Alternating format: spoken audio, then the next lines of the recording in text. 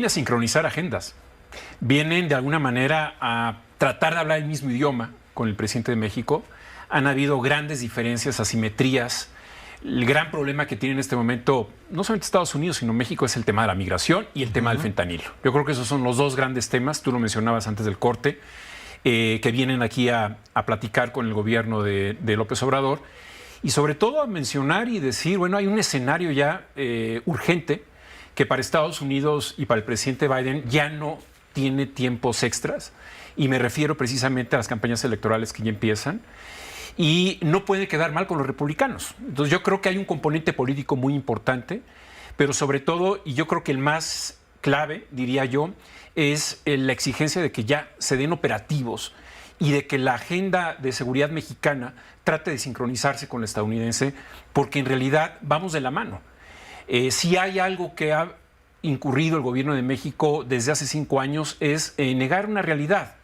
Por una parte se obsequió un acuerdo de tercer país seguro de facto, aun cuando oficialmente no existió, cuando la situación de seguridad en México no resultaba suficiente para garantizar precisamente eso, la seguridad de los migrantes. Entonces, por cuestiones humanitarias no se pueden obsequiar este tipo de acuerdos, ¿no? Y hay que recordar que Marcelo Ebrard le obsequió a Mike Pence, quien era el jefe del Departamento de Estado, el secretario, el 15 de noviembre del 2018, 2 semanas antes de que tomara posesión el presidente. Y eso lo estamos pagando inclusive con vidas, porque lo que ocurrió al principio de este año en Ciudad Juárez es un elemento esencial, básico, para decir cuidado con lo que está sucediendo en este país, porque no garantizamos la seguridad. Y qué decir de la bestia, y qué decir de todo lo que está ocurriendo día tras día, ¿no? Esta tragedia migrante a la que tú haces referencia, la muerte de 40 migrantes en un centro de detención porque realmente no ofrecía las características de un centro de estancia, pues sí, sin duda es el reflejo de que México está totalmente rebasado en el tema migratorio. Parecería que los Estados Unidos también. Sin embargo, para muchos, Estados Unidos podría estar más o menos contento por lo que ha hecho México. ¿Tú compartes esta opinión? Bueno, en el caso del presidente Donald Trump estaba muy contento porque externalizó, su seguridad fronteriza hasta Guatemala con miembros de la Guardia Nacional Mexicana. Es decir, el presidente López Obrador sí le obsequió esa zanahoria sin recibir nada a cambio. Él pensaba que el presidente Trump iba a dar dinero, como se lo prometió al inicio del gobierno del presidente López Obrador. Sin embargo, no dio un solo centavo.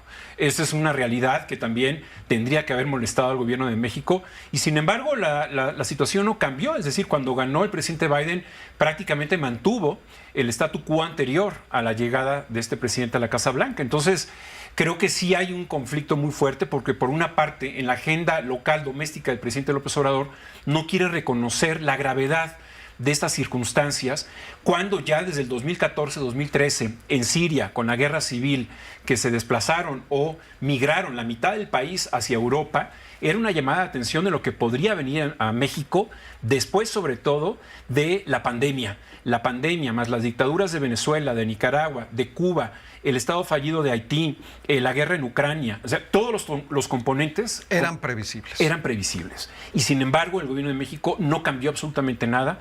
Y esa es una gran responsabilidad que de alguna manera tendría que velar y ver el presidente López Obrador. Y para Joe Biden es un tema que le quema las manos de cara a la contienda electoral, porque junto con su estado de salud me parece que es lo que más le están presionando, ¿no? La incapacidad, la posible incapacidad para enfrentar un nuevo periodo al frente de los Estados Unidos, pero también la falta de acciones para frenar el tráfico de migrantes. Hay un elemento esencial, Oscar, en este caso, que es la evolución del Partido Republicano. Tal vez no lo estamos viendo y midiendo desde México. En el 2016, en el debate de precandidatos, Trump era la excepción. Es decir, era el único precandidato que lanzaba promesas del muro, de la patrulla fronteriza, pues nos insultó a México, ¿no? De que era pues, un país de violadores, narcotraficantes y demás.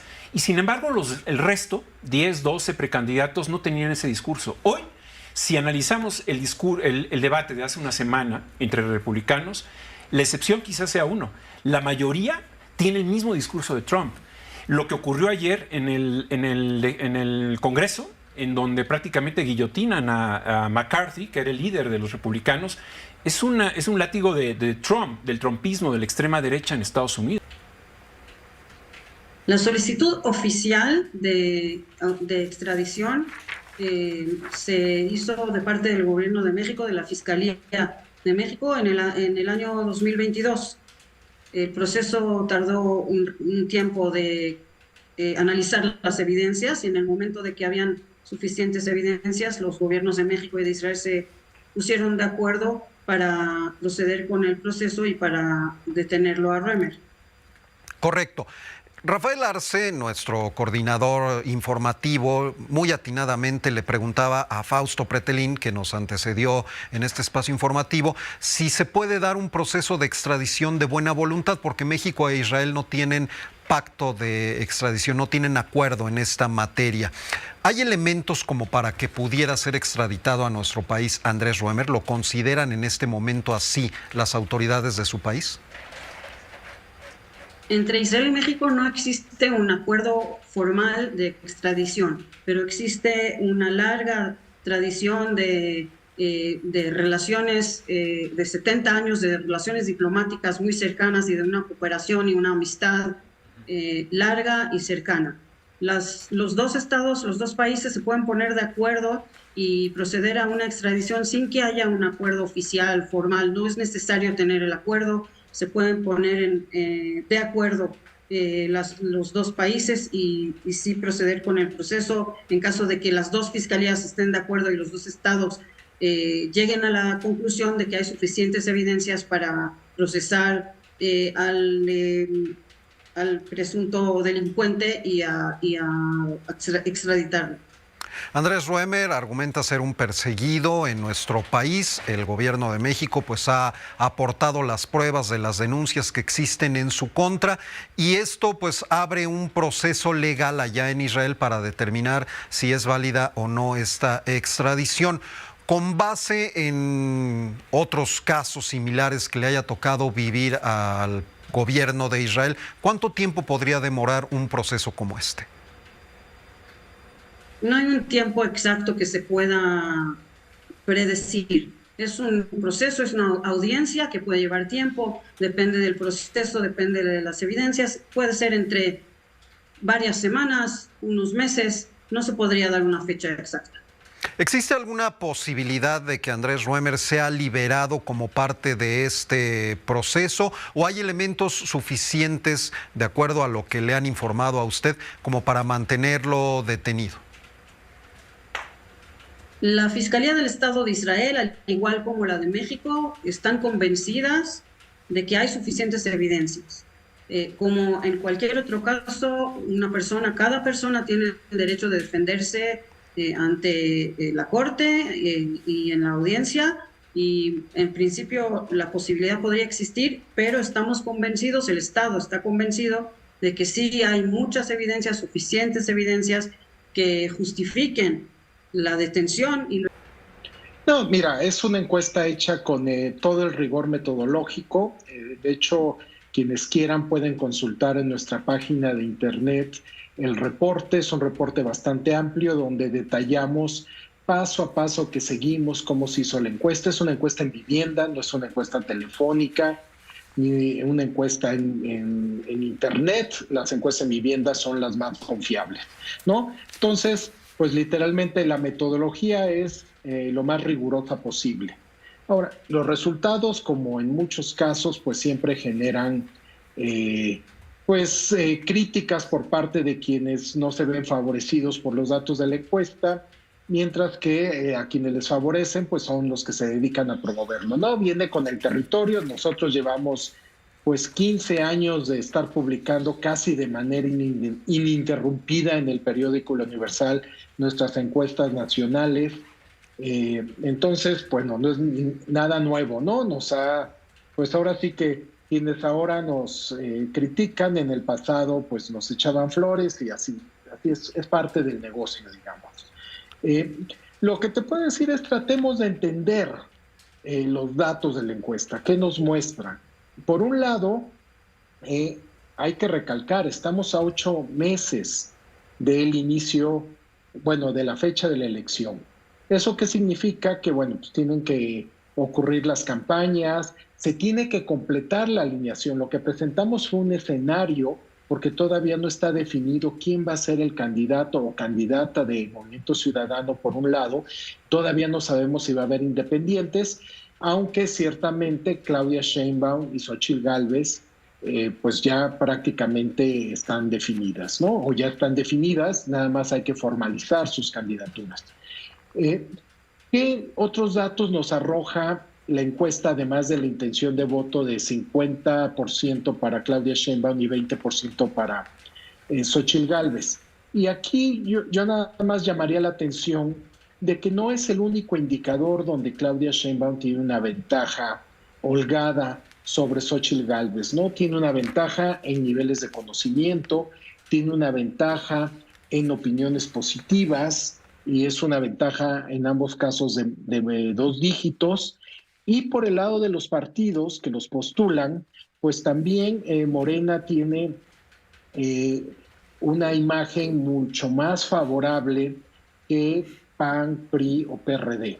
Entonces, los 2 pilares que integran o que determinan la intención de voto, que son los candidatos y los partidos que los postulan, pues en ambos casos hay una ventaja clara de Sheinbaum y del partido Morena. Entonces, esto te explica en buena medida, digamos, el voto o la intención de voto es la síntesis de muchos factores, ¿no? Es un instrumento muy limitado para expresar todo lo que hay detrás de las decisiones del votante, pero las encuestas pues nos dan algunos de estos elementos. Jorge, si me lo permites, vamos a escuchar lo que dijo Xóchitl Gálvez al respecto. Fue entrevistada esta mañana después de conocerse la publicación de esta encuesta, y si tú me lo permites, pues yo te pediría que nos dieras una respuesta a lo que dice la propia candidata virtual del Frente Amplio, en el sentido de que por lo pronto no le preocupa. Vamos a escuchar a Xóchitl Gálvez. De la risa. ¿No creen esa encuesta? A ver, yo vengo de abajo, siempre he venido de hasta abajo, la señora viene de arriba, trae todo el apoyo del presidente, y la verdad no me espanta, eso todavía no empieza. Cuando fui delegada en Miguel Hidalgo estaba 25 puntos abajo y en 4 semanas le dimos la vuelta. Así es que tranquilos, esto todavía no empieza. Que me la echen solita, que ya le quiten toda la nota que trae, todos los machuchones que le metieron más de 1,000 millones a su campaña, y van a ver de qué cuero salen más correos. ¿Considera que el golpeteo desde Palacio Nacional ha afectado? No, a ver, no me ha afectado. Entonces, y ahora sí le digo a todos los seguidores, hay que chingarle, o sea, hay que montarnos, porque aquí vamos a tener a todos en contra, encima. Jorge, acerca de lo que dice Xóchitl Gálvez, yo te haría 2 preguntas específicas. ¿Ya se puede notar en esta encuesta el apoyo que dice Xóchitl Gálvez recibe Claudia Sheinbaum por parte de todo el gobierno? Y otro punto que menciona más adelante Xóchitl Gálvez, dice, la encuesta es de quien la paga. Quien paga la encuesta es el que siempre sale arriba. ¿Qué responderías tú, Jorge? Bueno, empiezo por este último punto. Esta encuesta fue contratada por el Periódico Universal, es para el Periódico Universal. Como te mencioné, llevamos 15 años publicando en el periódico, entonces, pues naturalmente que pues simplemente no aplica este argumento. No hemos estado publicando de manera sistemática pues prácticamente en los últimos años encuestas trimestrales, nacionales, también en la Ciudad de México. Entonces, digamos, no aplica. Pero además creo que es un argumento falaz. Quien quiere encuestas para propaganda sabe dónde encontrarlas. Aquí ustedes pueden consultar con todo detalle la base de datos, analizarla, ver sus características. Mira, es una pregunta muy buena. Yo siempre pensé que el presidente iba a ser más permeable a la realidad. Pensé que cuando hubiera ganado y le explicaran las ventajas de Texcoco versus ser otra cosa, todos los expertos, incluido, nos dijo él, su secretario de Hacienda, su secretario de Comunicación y Transporte, le sugerían, sigue con Texcoco. No sé qué argumentos habrán dado, pero los argumentos eran obvios. Es el único que incrementa realmente la oferta aeroportuaria de la Ciudad de México. Y así en otros temas. Pero no, ha sido bastante impermeable. Toda la evidencia te dice que no es ya momento de hacer una refinería, pues lo estábamos haciendo. Toda la evidencia sugiere que un tren que le da toda la vuelta a la península, quizá la parte de arriba tendría sentido, pero la de abajo no tiene sentido alguno, está despoblado y el trayecto se puede hacer por arriba igual que por abajo, no tenía sentido. Pero acá es la primera vez que veo a un presidente, o a este presidente, que la realidad le impone un cambio. Y lejos de estar haciendo lo que tú dices, que es ajustar su argumento, cambiar la historia con un nuevo argumento, creo que está diciendo lo que pasó. Primero, es cierto que ninguna institución puede ser juzgada, aunque a veces él lo hace, porque unos miembros se portan mal. No, las instituciones son formadas por humanos y en todas vamos a encontrar a alguien que hace actos de corrupción. Si ese fuera nuestro criterio para cerrarlas, como en su momento hicieron con la Policía Federal, habría que cerrarlas todas. Entonces, el presidente está siendo realista. Esta institución que son las Fuerzas Armadas Mexicanas, algunos de sus elementos hicieron errores, hay que sancionarlos a ellos. Por supuesto, siempre está la pregunta de quién dio la orden y si ese debe ser o no sancionado, y eso no está resuelto, creo que adecuadamente. Pero ciertamente cuando se decía fue el Estado, estaban implicando que el presidente Peña Nieto había dado la orden. Claramente no funcionó así. De hecho, era un crimen originalmente local, donde el involucramiento central era de las policías locales, de la policía estatal, y sobraba evidencia de ello. Ahora, sí es un cambio muy sorprendente, porque no solo es respecto a Ayotzinapa, es también respecto al 2 de octubre, respecto a la matanza de Tlatelolco. Y las dos son de alguna forma icónicas, centrales, mitos fundadores de la izquierda antipriista del 68 primero y después ya con Peña Nieto en el caso de Ayotzinapa. Entonces creo que este cambio te muestra un presidente pues, que está preocupado por cuidar su relación con el ejército, que sabe que estaba en una disyuntiva sin salida, porque si continuaba con la estrategia de culpar al Estado, pues tenía que llegar al jefe del Estado, a Peña Nieto, o al jefe del ejército, el secretario de Defensa entonces, Nacional, claro, o el secretario de las Fuerzas Navales, de la Armada, y no solo no hay evidencia de que hayan sido los responsables, sino tenía una serie de implicaciones muy serias para ellos y eventualmente para él, porque si la forma de juzgar una omisión, no sé qué tan fuerte, no sé qué tan grave, de las Fuerzas Armadas que estaban ahí cerca del asesinato, el secuestro horrendo de estos muchachos, o esta evidencia que se ha presentado, que miembros ahí del soldados, miembros de las Fuerzas Armadas recibían dinero, eran cómplices. Si eso te vuelve responsable, seguro ha pasado en este sexenio, porque pues, hay crímenes horrendos, hay secuestros espantosos, se ha expandido la presencia del ejército a través de la Guardia Nacional en el territorio nacional y los actos de violentos, de extorsión, secuestros siguen sucediendo. Entonces es un cambio valiente, hay que decirlo, valiente en la medida que tienen que enfrentar a su base pues, más dura. Impresionante que poco le ha costado con su base, cuán disciplinada es la organización, el movimiento, para pues, tolerar un cambio de 180 grados de un presidente que recordemos que cuando era candidato decía que México no requería fuerzas armadas, que cuando era candidato fustigó al ejército por un operativo exitoso, aunque violento, en contra de un grupo de criminales, y recuerdo bien en Puerto Vallarta. Incluso rechazó la protección del Estado a su seguridad siendo candidato. Exacto.